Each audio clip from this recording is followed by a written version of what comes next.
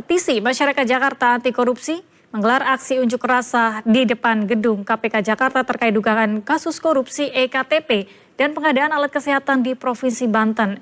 Masa mendesak KPK memberikan kepastian hukum atas skandal dugaan korupsi yang melibatkan pasangan calon nomor urut 3 Pramono Anung Rano Karno. Puluhan pendemo mendesak KPK untuk mengusut tuntas kasus dugaan korupsi proyek EKTP dan pengadaan alat kesehatan Provinsi Banten yang melibatkan pasangan calon gubernur Jakarta nomor urut 3. Di depan Gedung Merah Putih KPK Jakarta, masa yang mengatasnamakan diri Petisi Masyarakat Jakarta Anti Korupsi menyerukan KPK menindaklanjuti dugaan aliran dana ke Pramono Anung dan Rano Karno.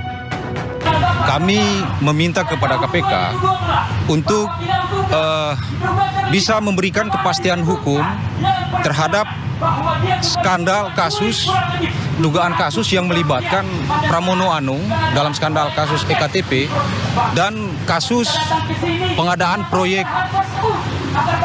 alat kesehatan di Provinsi Banten. Tentu publik meminta kasus korupsi ini diselidiki karena Jakarta harus dipimpin oleh sosok yang bersih dan bebas korupsi. Percayalah, saya akan bersihkan aparat Republik Indonesia.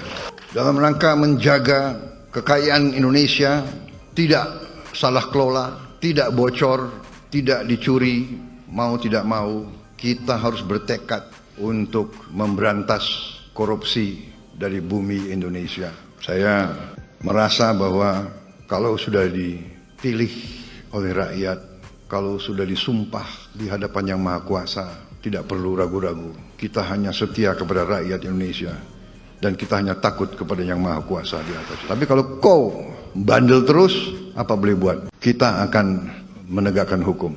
Dan bagi aparat-aparat harus milih setia kepada bangsa, negara dan rakyat atau setia kepada pihak lain. Kalau setia kepada bangsa, negara dan rakyat, ayo. Kalau tidak, percayalah, saya akan bersihkan aparat Republik Indonesia. Wakil Gubernur Banten Rano Karno mendatangi gedung Komisi Pemberantasan Korupsi Kuningan Jumat pagi. Pemeriksaan berkaitan dengan kasus sengketa pilkada yang pernah ditangani Akil Mokhtar di Mahkamah Konstitusi. Ya, tunggu dong. Ya, hari ini saya dipanggil untuk menjadi saksi kasus masalah pilkada Lebak. Ya, nanti untuk itunya ini deh. Saya AM ya. Tak hanya untuk Akil, Rano juga diperiksa untuk tersangka Tubagus Khairi Wardana alias Wawan, adik Gubernur Banten Ratu Atut Khosyah. Akil Mokhtar, Ratu Atut Khosyah, serta Wawan menjadi tersangka pada kasus yang sama, yaitu penyelesaian perkara sengketa pilkada di Lebak, Banten. Gubernur Banten Rano Karno datangi gedung KPK Jumat pagi. Rano Karno dipanggil untuk memberikan keterangan terkait kasus dugaan suap APBN Provinsi Banten tahun anggaran 2016. Gubernur Banten Rano Karno mendatangi gedung Komisi Pemberantasan Korupsi sekitar pukul 9 pagi. Ia akan menjadi saksi terkait kasus suap pengesahan anggaran pembentukan Bank Banten pada APBD 2016 dengan tersangka Direktur PT Banten Global Development Ricky Tapinongkol. Kasus dugaan suap tersebut terungkap dalam operasi tangkap tangan yang dilakukan KPK awal Desember 2015 lalu. Selain Ricky Tapinongkol, KPK juga menangkap Wakil Ketua DPRD Banten, SM Hartono, dan anggota DPRD Banten Tria Satria Santosa. Dalam operasi tersebut, KPK juga amankan uang suap sebesar $11.000 Amerika Serikat dan 60 juta rupiah. Dalam keterangannya, mantan Ketua Umum Partai Golkar ini akhirnya buka mulut mengenai siapa saja yang turut menikmati uang suap proyek IKTP. Ada Puan Maharani dan Pramono Anung yang menerima uang masing-masing $500.000 Amerika Serikat dari Andi Narogong. Hal itu diketahui setelah orang kepercayaannya yaitu Made Oka dan Andi menceritakannya. Untuk Puan Maharani, waktu itu dia sebagai ketua fraksi PDI, dan untuk Pramono adalah 500.000. Pramono diduga terlibat dalam kasus korupsi EKTP. Setuju nggak sih sebelum pilkada ini kasus harus kita usut tuntas? Nih gue makin curiga nih kalian lihat nih video ini nih. Wah gimana nih guys, setuju nggak kalian kalau kita tuntut Pramono untuk klarifikasi kasus EKTP atau kita tuntaskan dulu kasus EKTP-nya? Nggak cuma si Pramono-nya doang nih, kayaknya si Rano Karno juga harus klarifikasi tentang ini. Viral postingan Rano Karno foto bareng pelaku judi online yang sudah dihapus. Wah kenapa dihapus bro? Jangan bilang fotonya dihapus gara-gara belakangan ini terkuak kasus judi online. Ini gue kasih tahu lagi nih buat warga-warga Jakarta nih, lu bener-bener deh pilih cagup gitu. Jangan sampai kalian memilih petugas partai. Mau lu dipimpin lagi sama petugas partai. Terserah deh lu mau milih siapa, tapi menurut gue ini kasus harus diusut lagi, harus tuntas. Bener nggak? Setuju nggak kalian? Saya bilang jangan korupsi, masih aja ada korupsi. Get out, keluar kamu daripada merusak nama partai kita. Calon Wakil Gubernur Jakarta 2024 Rano Karno menjadi sorotan karena sempat berfoto bareng dengan salah satu tersangka pengendali judi online Zulkarnain Apriliantoni. Bahkan Rano Karno mengunggah pertemuannya dengan Zulkarnain Apriliantoni dan kader PDIP lainnya di Instagram pribadinya @si.rano pada 10 Agustus 2024 lalu. Namun setelah Zulkarnain Apriliantoni ditetapkan sebagai tersangka, unggahan foto tersebut sudah dihapus Rano Karno.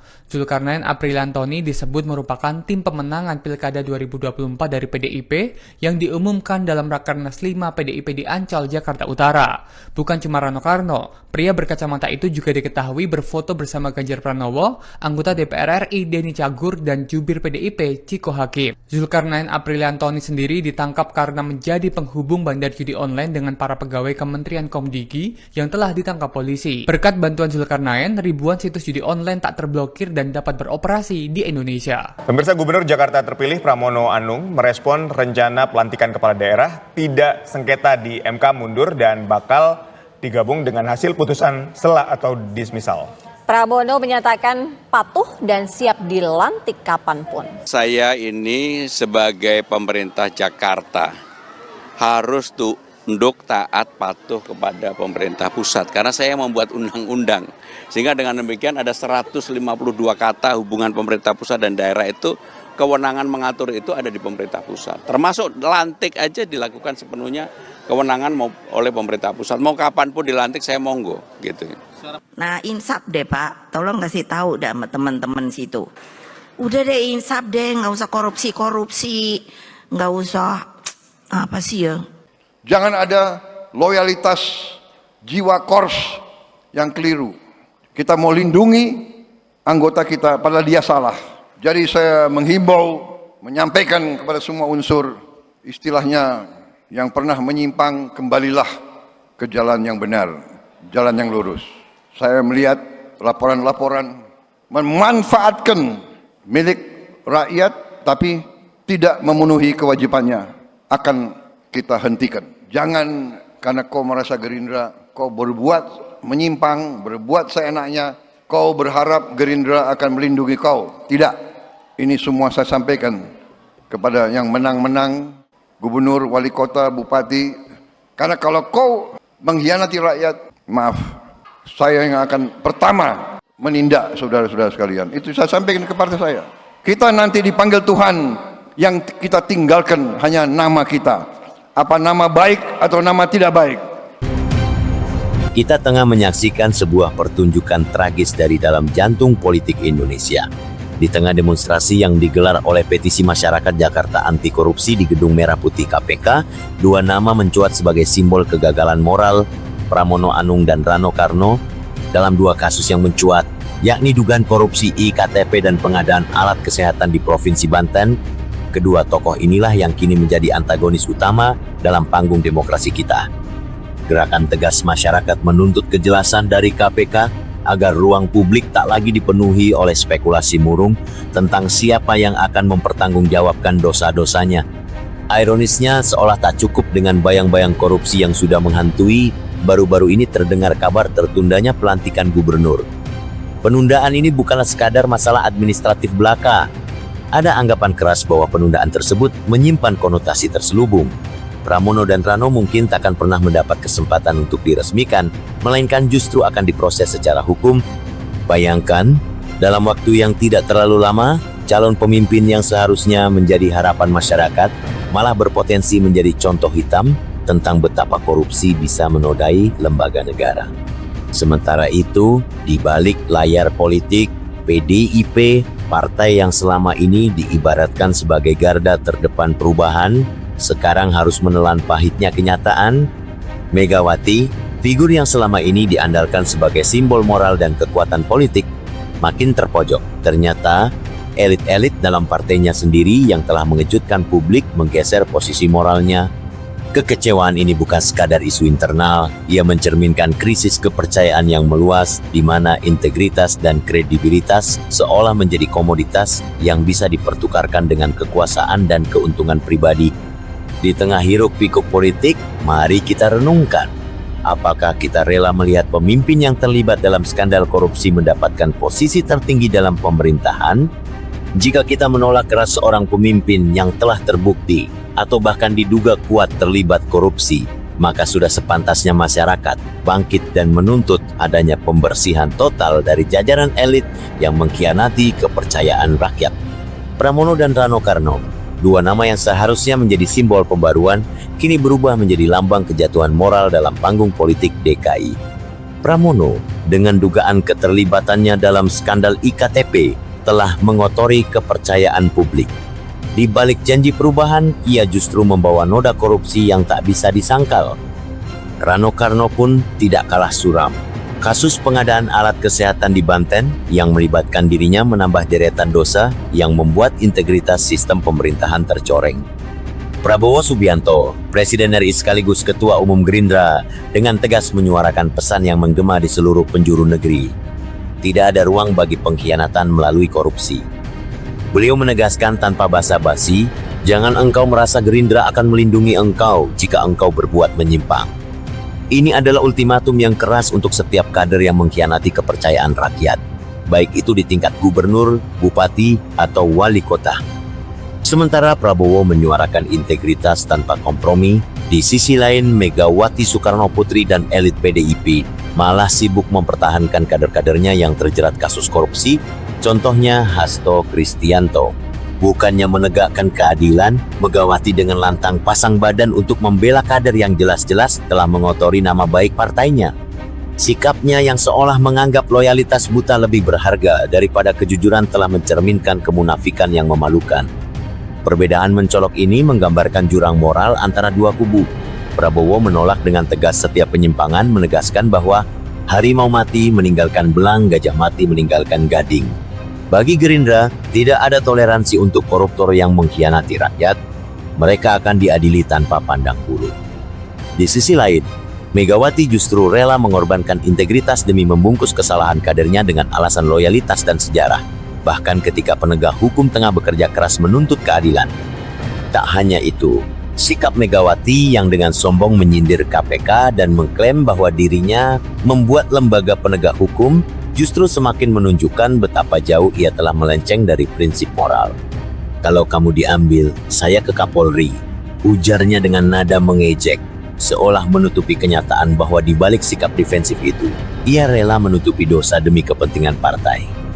Sudah saatnya kita, sebagai bangsa yang menuntut keadilan, menolak keras segala bentuk kemunafikan yang mengaburkan penegakan hukum. Pesan Prabowo adalah peringatan keras.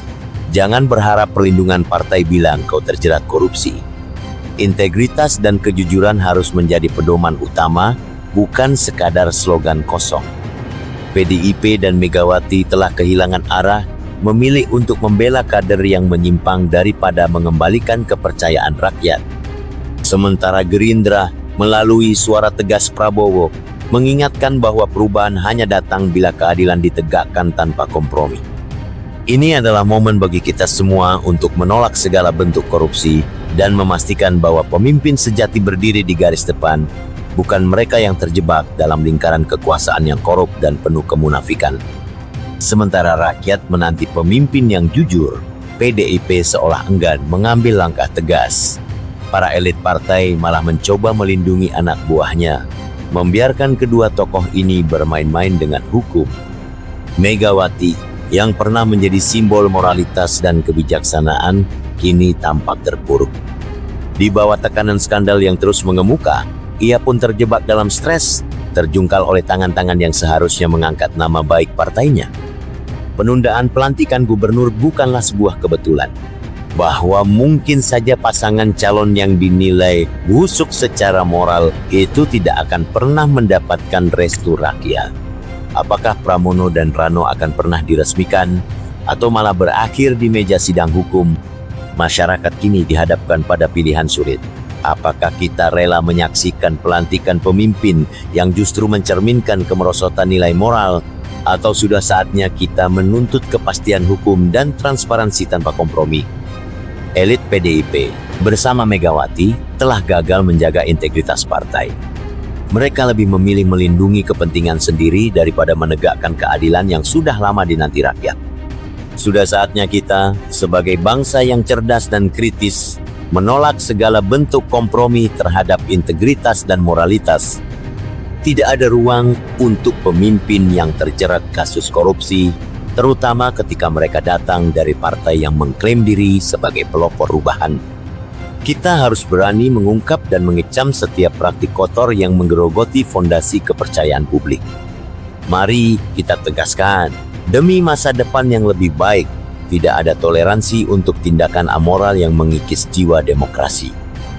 Maka kita harus bersiap menyaksikan babak baru dalam sejarah politik Indonesia, di mana para pelaku korupsi harus benar-benar dibersihkan, dan kita sebagai masyarakat belajar untuk tidak lagi menawar integritas dengan keuntungan sesaat.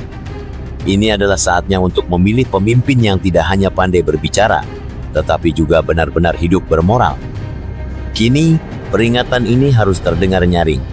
Megawati dan PDIP, waspadalah.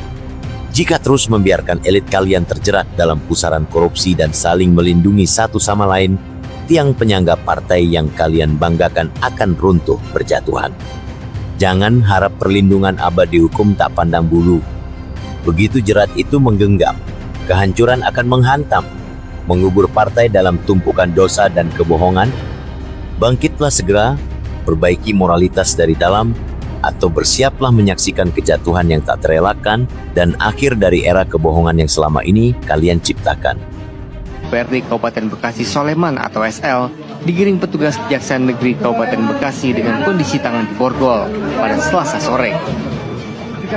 SL yang juga merupakan Ketua DPC PDI Perjuangan Kabupaten Bekasi langsung ditahan ke rumah tahanan Cipayung, Cikarang Timur hingga 20 hari ke depan. Kejari Kabupaten Bekasi menetapkan SL sebagai tersangka dalam kasus suap atau gratifikasi dari seorang wanita berinisial SR yang sebelumnya telah ditetapkan sebagai tersangka. Ironisnya, SL ditetapkan sebagai tersangka pada hari kedua usai dilantik sebagai Wakil Ketua DPRD Kabupaten Bekasi periode 2024-2029. Bahwa pada hari Selasa, tanggal 29 Oktober 2024, bertempat di kantor Kejaksaan Negeri Kabupaten Bekasi. Kali ini kita akan bahas soal daftar politisi dari Partai Banteng ini yang banyak menuai sorotan lantaran banyak kadernya terlibat dalam kasus korupsi. Juliari Batubara yang menjabat sebagai Menteri Sosial adalah salah satu kader PDIP yang paling mencoreng nama partai. Ia dihukum 12 tahun penjara setelah terbukti bersalah dalam kasus korupsi dana bantuan sosial atau Bansos COVID-19. Ajai Muhammad Priyatna, mantan wali kota Cimahi, ditangkap KPK dalam operasi tangkap tangan atau OTT terkait proyek pembangunan rumah sakit di Cimahi. Ajai dituduh menerima suap dari pihak pengembang proyek tersebut. Kasus ini menambah daftar panjang kepala daerah dari PDIP yang terlibat dalam korupsi. Komisi Pemberantasan Korupsi atau KPK menjemput paksa mantan Bupati Tanah Bumbu Kalimantan Selatan yang juga politisi PDI Perjuangan Mardani Maming di sebuah apartemen di Jakarta Senin 25 Juli 2022. Sebelumnya KPK telah menetapkan Mardani sebagai tersangka dalam kasus dugaan suap izin usaha pertambangan di Tanah Bumbu, Kalimantan Selatan. Penjemputan paksa ini dikonfirmasi secara langsung oleh pelaksana tugas juru bicara KPK Ali Fikri pada Senin 25 Juli. Ali Fikri menyebut upaya jemput paksa dilakukan karena setelah 2 kali dipanggil KPK, Mardani Maming tidak pernah hadir. Ya, jadi benar hari ini tim penyidik KPK melakukan upaya paksa penggeledahan di salah satu apartemen di Jakarta dalam rangka jemput paksa terhadap tersangka dugaan tindak pidana korupsi penerimaan suap dan gratifikasi dalam penerbitan izin usaha pertambangan di Tanah Bumbu, Kalimantan Selatan. Saat ini informasi yang kami peroleh, kegiatan dimaksud masih berlangsung, sehingga perkembangan dari hasil upaya paksa penggeledahan ini akan kami sampaikan berikutnya.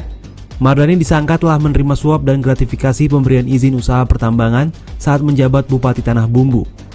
Ia menjabat Bupati 2 periode, yakni 2010 hingga 2015, dan 2016 hingga 2018. Melihat data partai sebelah menjadikan Jateng sebagai ladang korupsi, Prabowo Subianto turun tangan dengan mencalonkan kadernya di Pilkada 2024 untuk bertarung memberantas korupsi yang dilakukan oleh partai sebelah. Kenapa Pak Prabowo yakin dengan pilihannya? Karena didikan beliau sangatlah keras dan tegas.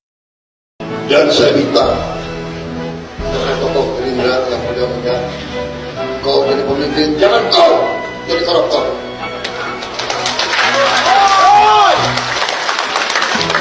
Jangan kau hianati bangsa ini, jangan kau hianati pejuang-pejuang kita. Sri Hartini yang menjabat sebagai Bupati Klaten juga menjadi sorotan publik setelah terjerat kasus suap jual beli jabatan di pemerintah Kabupaten Klaten, Jawa Tengah.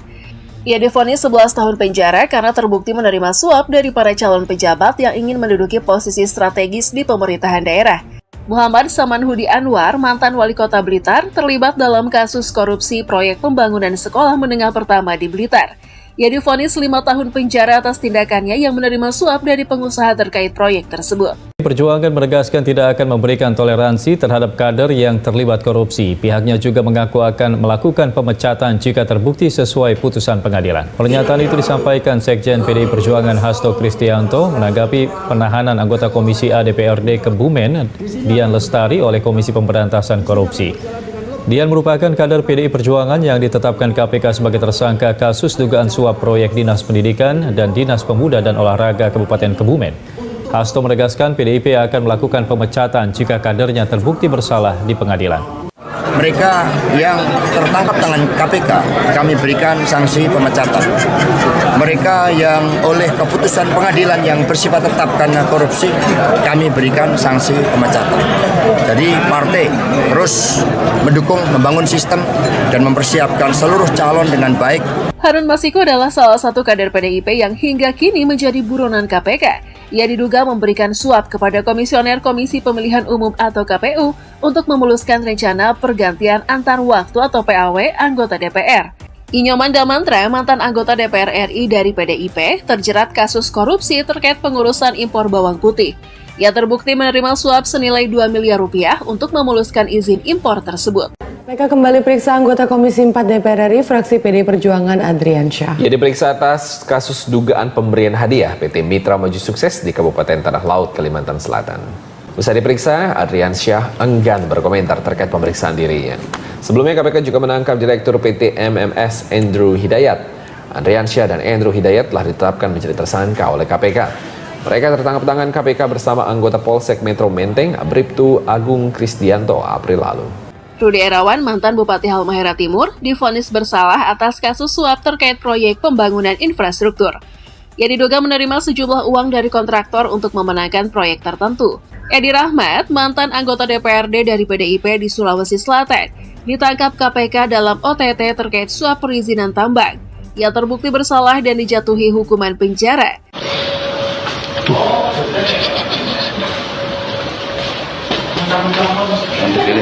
Masih lama dulu. Stopan dulu. Oke.